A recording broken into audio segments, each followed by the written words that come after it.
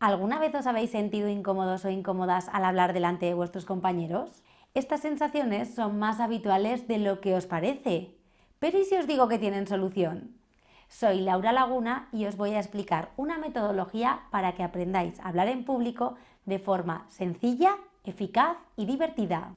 Comunicar bien una idea o proyecto es fundamental.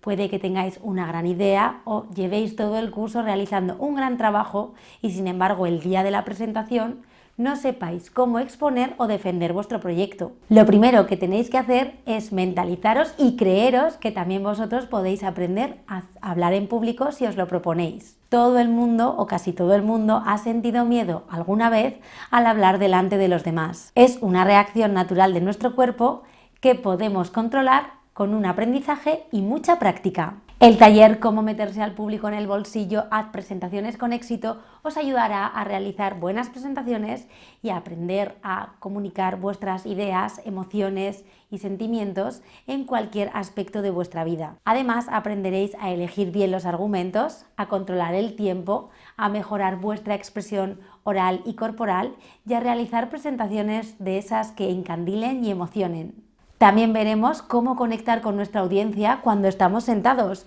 o sentadas, por ejemplo, en una videoconferencia. ¿Estáis preparados y preparadas para el reto? ¡Empezamos!